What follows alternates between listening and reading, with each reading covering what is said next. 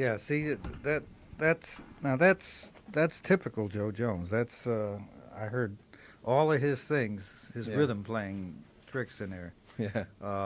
which emphasizes the hi hat with the back and forth beat Right. and and the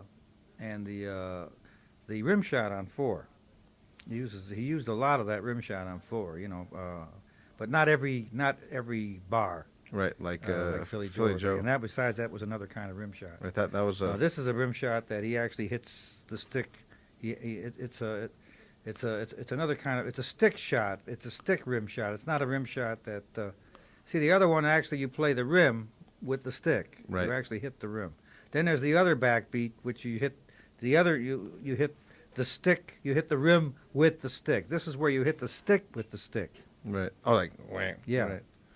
It's another sound altogether. Yeah. And that Joe used this one a lot. And then every once in a while he'd stick in badin, which was Right. hitting the rim with both sticks.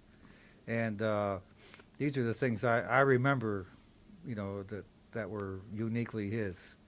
And he uses all that on this. I heard every drop of that. Now, when he went to that ride cymbal, now that was a lousy ride cymbal, frankly. It was not a very good.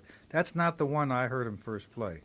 The one I first heard him play was a very distinct, a very heavy little cymbal, and he had it on a spring holder. Hmm. This one was very splashy.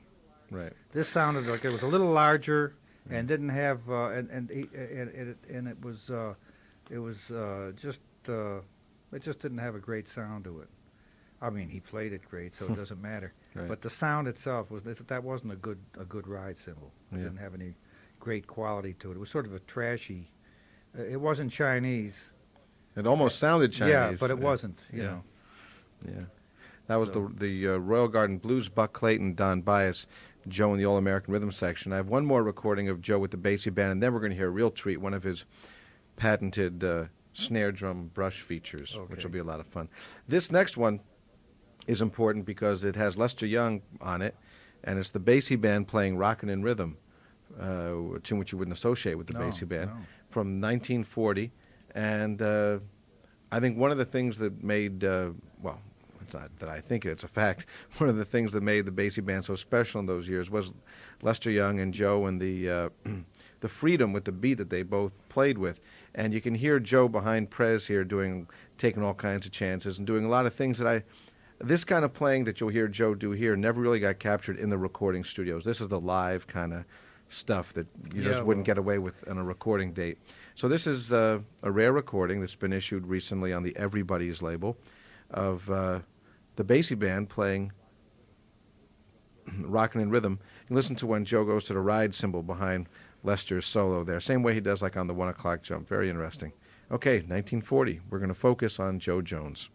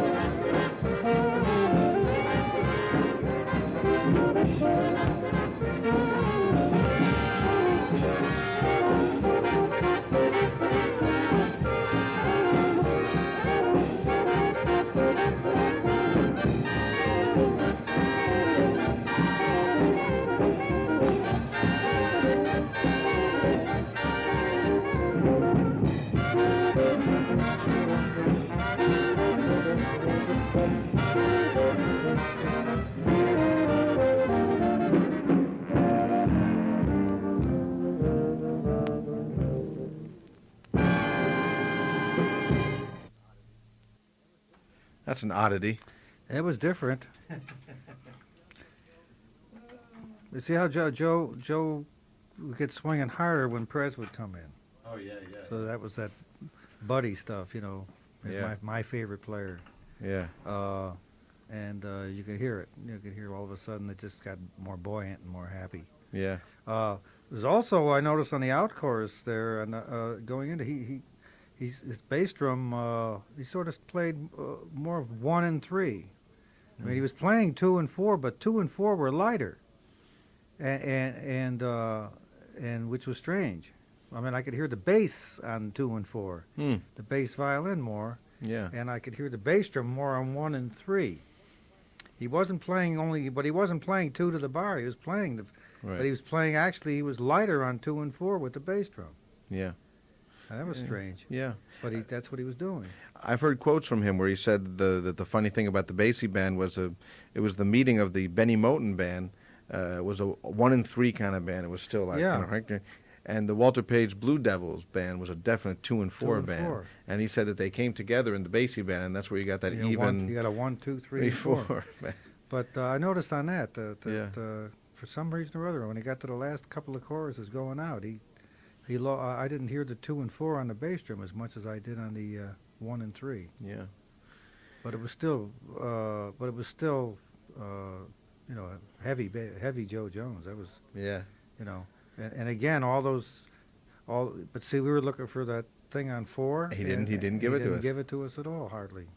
Which showed his sense of Yeah. whatever, because he did it once. Yeah. He did it the first time. But I, on so many recordings, he's Yeah. done it, you know. Yeah. But then again, this was live, Yeah. right? Yeah. He did other things live. Yeah. And important to He might hear. have done it in the recording session to help the band to stay together. Right. You know, that's another thing, you know, because that's a drummer's job, is what will help. And when you get out on a gig, and sometimes you just don't care because you're out having a good time and everything's happening great, so who Yeah. cares? We're not recording. But in a recording studio, where Yes. everything has to be, you have to sort of play it safe. Yeah. Because, you know, especially in studios, a lot of safe playing has gone Oh on. yeah. We all know that. And Yeah. so it's very possible that he realized that they needed those things. It was great to hear, you know, to compare him with the other drummers there also in those out choruses. As a drummer, I mean, he was contributing to the music. He was doing things, yeah, setting off yeah. little explosions Yeah. and stuff, but in a totally different way than. But his than, sense of build also, you know. Yeah. Although Joe, a lot of times he'd come on strong right from the start. Yeah. He was a strong. He wouldn't let things go. You know, Yeah, I know what you mean. He'd start hitting it right away. Could you tell us that great story about the first time you met Joe Jones Oh, the first time I met him. and when it was? Well, it was a night. It was around 38 or 39. I'm not sure. It was at the Century Theater in Buffalo, and I was see we were all the children under 12 or 13, I think. We were quarantined.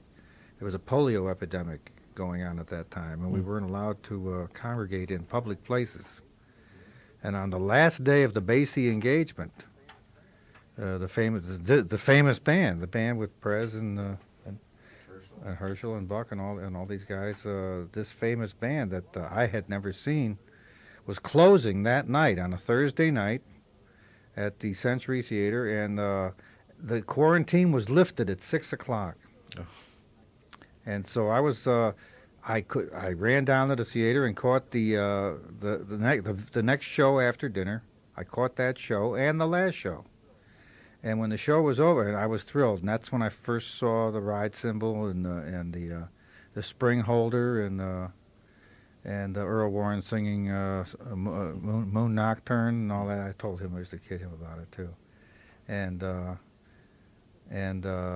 the man holding the tenor sax, so funny and all that. And I mean, this band that I had heard on the radio but never saw, you know.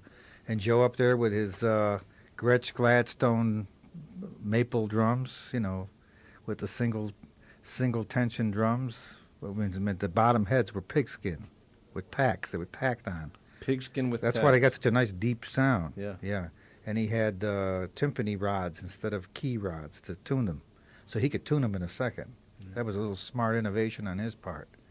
For fast tuning, he could tune while he was playing without worrying about dropping a drum key and all that. The tom-toms. Mm-hmm. He had timpani rods, what you call timpani rods on them, like the bass drum. I've seen them on the... Yeah. And also, if you notice, Joe always got a nice deep sound on his drums. That's that great. He always got one of the greatest sounds on the drums. But that was that Gretsch sound that they always talked about. Really, he got such a fantastic depth out of his drums, you know, and yet everything was clean. Right. And so I saw him, and when the show was over, when the second show was over, I ran outside and I nailed him with my questions about that ride cymbal and all that.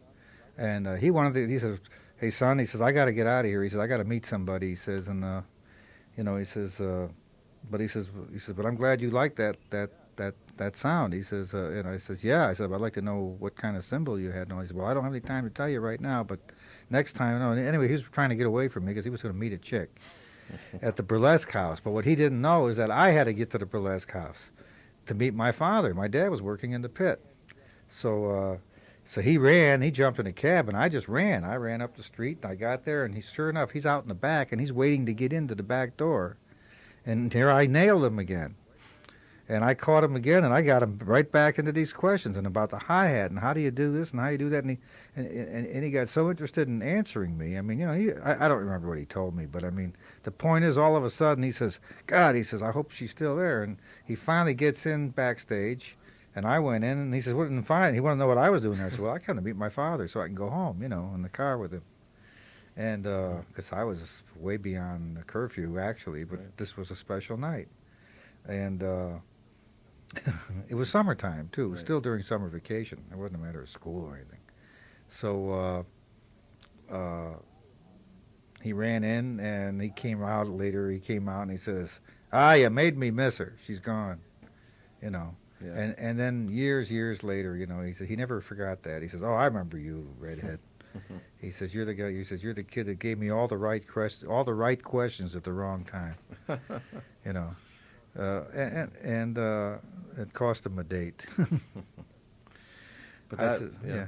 But that, Except I said to him at that time, I said, "Yeah, you probably didn't lose anything." He says, "Most likely." but you got to hear him at an early stage there with the band. Yeah. Now, how did it strike you? As now, you, of course, you were a very young man there, 10 or 11. But of course, your dad was a drummer, and you had been already digging drums and listening to them. How did someone like Joe strike you after hearing all the other kind of Eastern drummers? All of a sudden, hearing what's known as a southwestern, western kind of drummer. You know, the most obvious. Well, things. I never looked at anything quite that. I mean, I frankly didn't think about it in those terms and then at all. I didn't know who was from where, and I was too young to really be into that. To me, they were all from New York. You think I knew Count Basie's band was from Kansas City? Right. I mean, I didn't know that. To me, it was New York. Everything was from New York. I mean, honestly, Mhm. I had no idea that. How did his drumming strike you as different? Well, it was just different. Right. You know, every drummer I heard was different, and I could hear the difference. Yeah. But I didn't know where or why, or all I knew is that each one had something, and that the ones I seemed to like the best were the ones who played the most simple. Right. And which up to that point, you know, was Joe and Gene, you know, and then when I finally heard Buddy about a couple of years later, he didn't impress me at all because he was too fancy, you know. Yeah. I liked the ones who reminded me of my father. Simplicity, you know, Yeah. relaxed, you know, and I could hear what they were doing, Right. and they got nice sound, you know. But I didn't have any idea where they were from. See, I think too much has been made of a lot of that. Mm-hmm. You know, I mean, from a history standpoint, it's interesting to know where a man is from because of how did he learn? I mean, where did he hear it? And the history of music, where did it all come from, and so on. You know, but when you get right down to it, and you figure it all out, that your best bands were made up of people from all over. You know, then what difference did it make? Oh, sure. You know. Well, I guess it just stems from those early years of jazz before radio and recordings were so big. Yeah. When there were stylistic things that were happening in different places because they didn't travel. But once records and radio started, a band in California could Yeah. hear, Yeah. a band in New York. But I and mean, Chicago. I couldn't care less who was a Texas tenor player. I mean, who cares? I really, to this day, I don't care. Yeah. I just, all I know is, does he play good? Yeah. And do I like him? Do I personally like him? And if he plays great, then and I don't care I don't care if he's from China. Right. You know. Now there are a lot of great drummers that we're not getting to, and I'm sure if there are a lot of drum mavens out there saying, "Oh, why didn't they play?" Oh, you you can't get to everyone. Would have to. I'll take the responsibility for picking who we're talking about, although I kind of know who Mel likes, and who the important people were. But of course, there are folks, names that should be mentioned. Someone that you probably heard then, who I would assume impressed you, would have been Ray Baduke. Oh, sure. What a dynamic drummer he was. Of course, and I saw him with the Crosby Band, Right. and I saw George Wedling with Paul Whiteman. What kind of drummer was George Wetling? He was a wonderful drummer. I saw him with Whiteman, but I also saw him on the street here, in New York, and and of course, and there's a guy who I never saw him with a hi-hat. He didn't even use one. He played on the snare drum, and he had his wooden shell drums, with the wooden rims, and well, people don't realize how hard he swung. And he was a nice man, very intelligent man. Mm-hmm. Really into music, really into the works. Yeah. And but because he played with Whiteman, does that make him less? There was a guy named Orman Downs Mm-hmm. who played with Kay Kaiser. Mm-hmm. Orman Downs was a swinging drummer, Really? an excellent drummer, yeah. And drummers knew it, but he was with a band that played shows, he was making money, but he could swing, How about the drummer with Casa Loma? Uh, Tony Tony Brig- Briglia. Briglia. Yeah, I remember Tony. Yeah. And, well, that was a great band, so he had to be good, Right. And you had Jimmy Vincent with Tony Pastor's band, and there was and Alvin Stoller, Yeah. who did a lot of. It was with Tommy Dorsey and Ralph Collier. and Ralph Collier, and Jack the Bear Parker. Frankie Carlson, Yeah. From Woody's band. He was a good. Yeah, he's very swinging on those early. On those yeah, early records. Buddy Schutz with the Jimmy Dorsey band was an excellent drummer, Yeah. George Jenkins. George, I saw, at Hamp's band. Yeah. And there's so many. We could go on and on. Then Yeah. then you had guys like in the studios that were making great records here in New York. Sal Gubin, Yeah. and then on the coast, it's Maury Feld and Nick Fatul. Nick Fatul. These are guys that Mickey Screamo. Yeah. When we come back next week, we're going to be getting into Davy Tuff and Big Sid Catlett and drummers like that.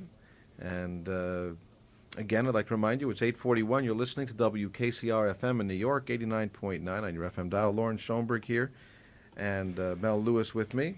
And we're doing the history of jazz drums. And I think we have one more to play by Joe Jones, and then we'll kind of slowly wrap it up for today and pick up. No reason to get into another drummer this late in the show. No.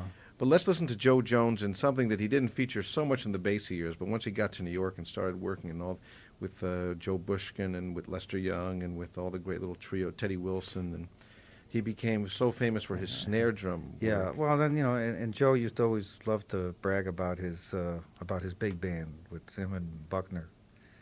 He says, right. "Yeah, the big band's working tonight," he'd say. Or, have you heard our big band? Yeah. It was him and Buckner, whatever Milt Buckner. That was. Well, this is the famous trio we had with Ray Bryant and Tommy Bryant. And we'll hear Old Man River, which is kind of a showpiece. Joe Jones and one of his patented great snare drum pieces of Legerdemain. Legerdemain.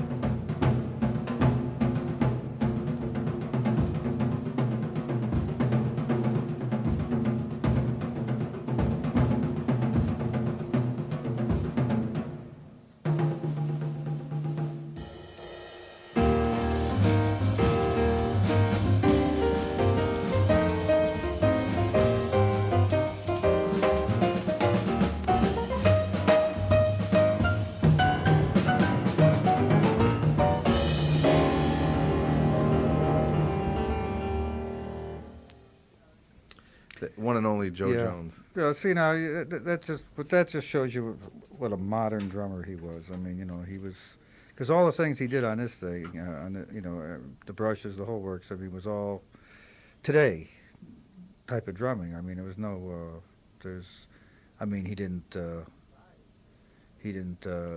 go outside anywhere, but I mean, but the dynamics and he also he didn't follow the routine of the tune. After a while, he gave up on that and just started going into patterns. He changed tempos. He did this and that, but how he played, the type of things he played, are what everybody plays today. You Yeah. know, now that's not because he listened to what's going on today. Because knowing Joe, he didn't listen to nothing. And that record was 30 years old anyway. Of course. So I mean, it's stuff that they went and heard him. Right. I think it's Max Roach has that famous quote: "For every 3 beats a drummer plays, 2 belong to Joe To Jones." Joe Jones, that's it. And I believe that too.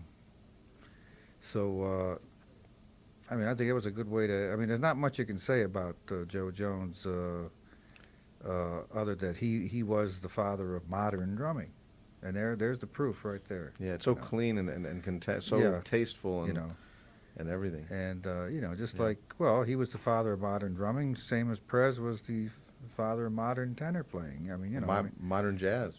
yeah, these guys, these particular people Yeah. had such foresight. I mean, they could see. I mean, they knew, and they made that bridge. They set up that whole thing, Yeah. going from which brought us into the bebop era. Joined it, never really joining it, but always having, just they contributed a large slice. Yeah. Yeah. They who was it had a great analogy. They said something like Lester was out planting the seeds in the field kind of thing, and Yeah. then made it possible for the other people to do what they were going to do. But if he hadn't laid the groundwork, then it Yeah. wouldn't have been possible. Yeah. You know, Papa Joe, I mean, I got to spend a lot of time with him.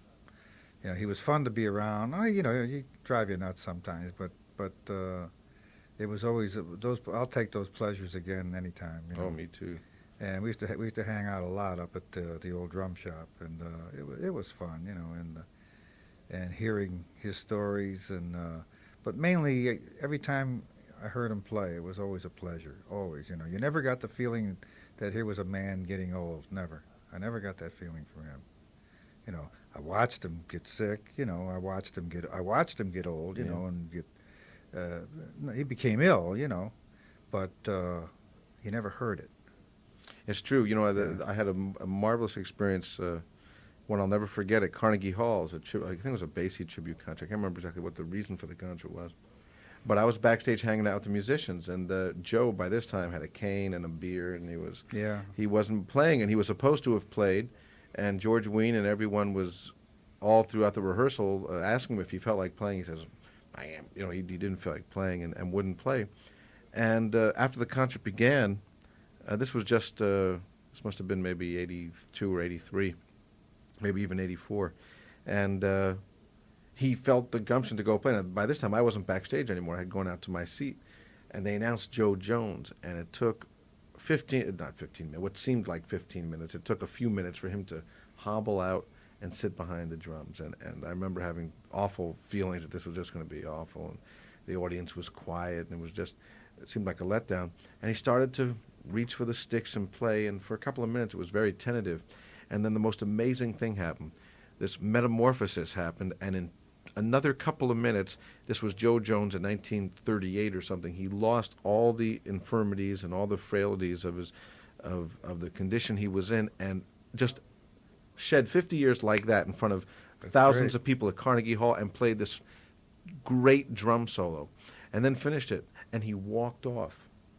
He walked off a different person than the person he walked on.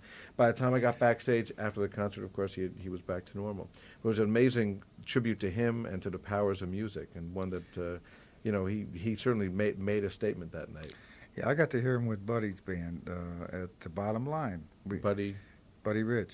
Joe Jones with Buddy Rich's band. Yeah, Oh. and we got him out there playing played the 1 o'clock jump, Mm-hmm. and we couldn't get him off. I mean, he just wanted to stay up there, and I was there, but first getting him up there was a problem, Yeah. and then we couldn't get him off. Oh, he just wanted to play. Yeah. He got into it, Yeah. and so they just let it go until finally they had to shut the lights off, But he just didn't want to leave. He was so happy, and he played wonderful. And that was the last time I heard him. Yeah. Well, I'm happy too, and unfortunately we have to leave right now, but we have the opportunity to come back next week. Yeah. Lauren Schoenberg and my very special guest, Mel Lewis, signing off. It's 5 minutes before 9 o'clock, and we'll be back next Wednesday at 6 p.m. for part 3 of what looks like it's now going to be 5, 6, up to 10 parts. Who knows how many parts on the history of jazz drums. It's a lot of fun. And we'll see you next Wednesday, and I think we'll probably begin with Dave Tuff. Fine. Which is That'd be a nice, great. That'd be nice. something to look forward to. So, Mel, thanks, and see you next week. Okay. Okay, everybody, see you next Wednesday night. Stay tuned for Late City. Inner City, Late City. Late City Edition. There you go. Okay, special news programming here on KCR. We'll go out with the Mel Lewis Quintet with Dick Oates, Jim McNeely, John Mosca, Mark Johnson from the album Mellifluous, the Mel Lewis Quintet, and we'll go out with Jim McNeely's Giving Way.